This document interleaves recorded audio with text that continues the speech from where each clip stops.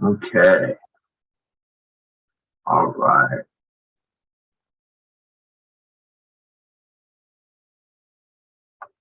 All right. Today, we're going to talk about the communion, the Lord's Supper. And I want to go and really talk about this to really focus on it. What is the meaning behind it? What's the importance of it? So I'll ask you a question. What's the most important part of our service? What's the most important part of how we connect to God in our worship? Is it the music? Is it the message? Is it people sharing from their hearts? No, actually, the most important part is the communion. And it's the remembrance. It's the Lord's Supper that we participate in. It's our connection to what Jesus has done for us. And all those other things are awesome, but it still revolves around this very thing that Jesus did with his closest friends on the night they would have his Last Supper. And he wanted us to do this in remembrance of him. And I want us to channel our efforts, channel our minds and our focus. And we're going to look at where all this comes from. And we're going to look at the deeper meanings behind it. And so we're going to get into this. So the communion, what it is. To describe it, the Lord's Supper or the communion is the breaking and eating of bread to symbolize Christ's body broken for us, and the drinking of wine, grape juice, to remember the blood that he shed for our sins. That's it really, to just describe it in one sentence. But there's more to it than that. What is the reason why we have the communion? What's the reason behind it? Because we can be very dutiful, and we can be very observant, and we can be, we can focus that. But sometimes if we don't think about what we're doing, over time, we don't think it as important. Maybe it becomes less important. But let's look behind this. The reason why. The reason, it's about remembrance. It's about contacting the reason that the Messiah was sent for the world, for us. This is our way of personally connecting to what Jesus has done for us. What Jesus has done for me. It's given me a new life. How do I know this? Let's go right to the Bible in 1 Corinthians chapter 11. It's quoted this in verses 25, 26. Do this as often as you drink it in remembrance of me. For as often as you eat this bread and drink the cup, you proclaim the Lord's death until he comes. So yeah, it is about remembrance, but deep in this passage is also proclamation. Taking the communion is also a way of proclaiming our faith in Jesus and the resurrection. That very action that you do is part of your proclamation of Jesus and the good news, the gospel for all of us. Look at this passage from Matthew 26. It says, while they were eating, Jesus took bread, and when he had given thanks, he broke it and gave it to his disciples, saying, take and eat, this is my body. Then he took a cup, and when he had given thanks, he gave it to them, saying, drink from it, all of you. This is the blood of the new covenant, which is poured out for many for the forgiveness of sins. The question is, how do we know that this breaking of bread was a custom for the followers of Jesus as a tradition? It seems like they didn't question him, why are we doing this? Why are we here? It seems like this is a custom. We're going to look into that custom because it is it's a lineage from the Old Testament to the New Testament that connects this. So let's look at where it originated. It came from the Passover in the Old Testament. The Passover is called a Shach, is a religious holiday or a festival, and it's a ceremony every year to celebrate it, to remember when God used Moses to free the Israelites from slavery in Egypt. Very significant. Here it is in the book of Exodus, chapter 12. It says here in verse 17, celebrate the festival of unleavened bread, because it was on this very day that I brought your divisions out of Egypt. Celebrate this day as a lasting ordinance for the generations to come. Obey these instructions as a lasting ordinance for you and your descendants. When you enter the land that the Lord will give you as he promised, observe this ceremony. And when your children ask you, what does this ceremony mean to you? Then tell them, it is the Passover sacrifice to the Lord. He passed over the houses of the Israelites in Egypt and spared our homes when he struck down the Egyptians. It's a celebration. It's a remembrance of freedom given to the Israelites. Actually, they're actually called Hebrews because Israel had not been made yet. So this is a remembrance of freedom. So how does that parallel to us? We're going to look at how it parallels to us. The parallel ideas from the Passover, if you really study it, are numerous. And we're just going to look at a few that I think are significant. We're going to draw answers to them. Why it's so important to practice the Lord's Supper and the communion, the importance and the deepness of what it means. There are 5 tenets of the Passover that are most important concepts. They are these. Number 1, the importance of memory. Number 2, the importance of optimism. Number 3, the importance of faith. Number 4, the importance of family. And number 5, the importance of empathy for others.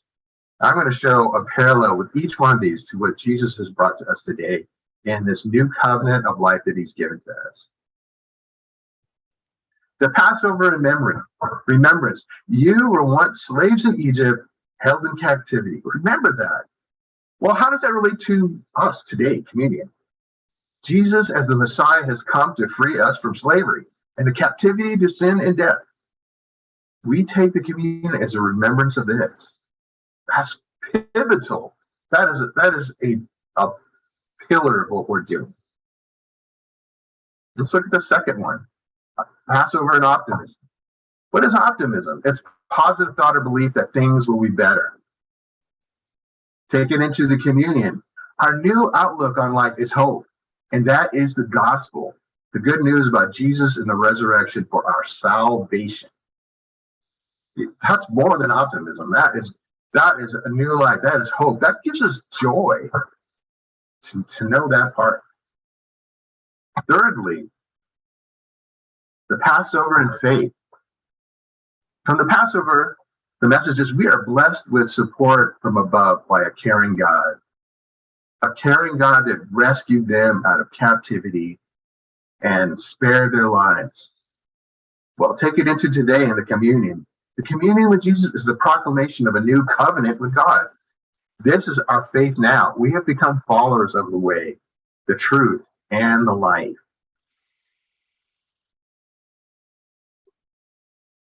Number 4, the Passover and family. God built his nation by asking Jews to turn their homes into places of family worship. We teach this to our children. Part of this remembrance is to make sure that the next generation knows the significance of this event. Now, take this to the communion. With Jesus, we are now adopted into the family of God. Jesus is our brother, and we have a new citizenship with God in heaven. We teach this not only to our families, we teach this to the world.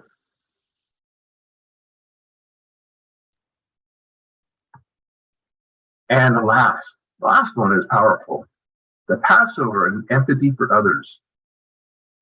The message that the Passover tells the Jewish people is that we were slaves in Egypt. So we have empathy for the downtrodden in every generation. We experienced oppression, so we can understand the pain of the oppressed. The communion. Jesus has suffered everything and can understand and have empathy for what we go through in life. And as we reach out to others, we have empathy for those who need connection to Jesus. Here it is in Hebrews. It says, therefore, since we have a high priest who has ascended into heaven, Jesus, the Son of God, Let us hold firmly to the faith we profess.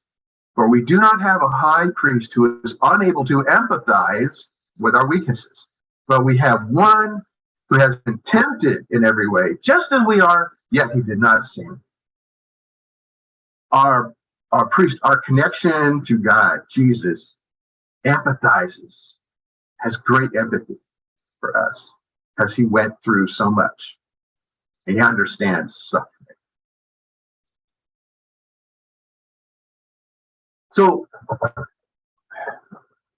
does that mean with us today?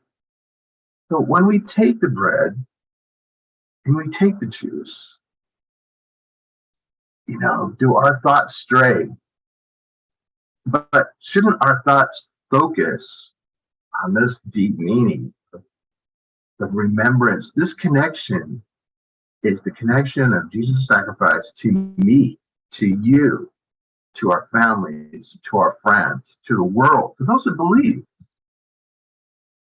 Here it says in John, and this is the connection of it all. I think this all ties it in together. I always like to find those scriptures that I think just pull all the puzzle pieces together and give us a connection of all the aspects that we just covered. Here it says, I'm the bread of life.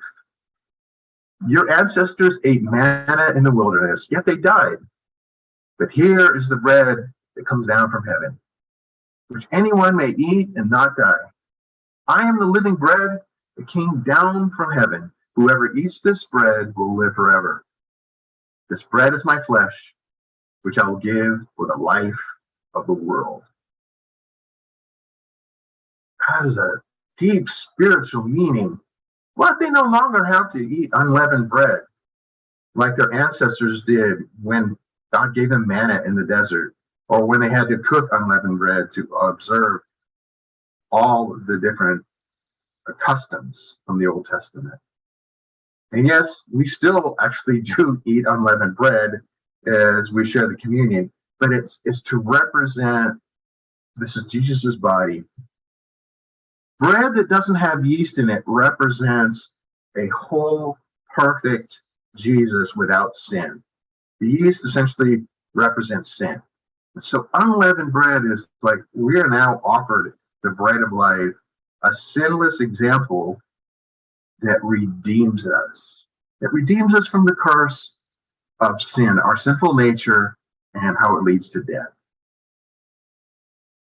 So Jesus' life is all about, it came to this ultimate idea, the sacrifice that he would share with his disciples, that this represents the new covenant. The covenant is no longer a sacrifice of an animal, a pure lamb put up on an altar. You don't have to pour wine out on the offer. You don't have to have blood spilled. It is my body that is the lamb. It is my blood that is the sacrifice. And that one sacrifice then is to cleanse all of us eternally. It's the perfect covenant. It supersedes anything from the past. So as you think about taking the bread and taking the wine, I want you to think about these things, about the deeper connection, the lineage, the legacy from the very beginning, and how it's all come to this point. I have a short video that I'm going to show you, and it's about the Last Supper.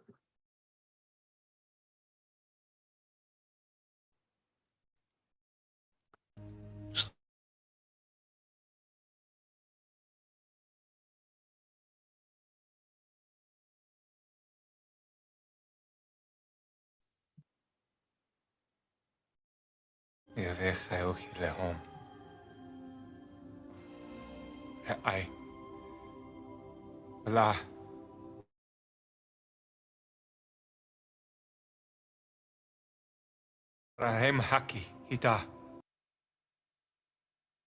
Steu. Tenadmi. De breitha chadatha di hivlekom watrabin di mashlech chatayin. Havata rabata lanash. Yavecha uchi lehom. I. Vla. Kautum lemhakti ana seltomma. Vila thil komara hem haki hita. Hitha hivo denale dena. Kokavel dena a faith lekom. Antun. Hivo lekom. Antun maha amanin. Matinda undi ehwe ana arth. Costa. Chaya.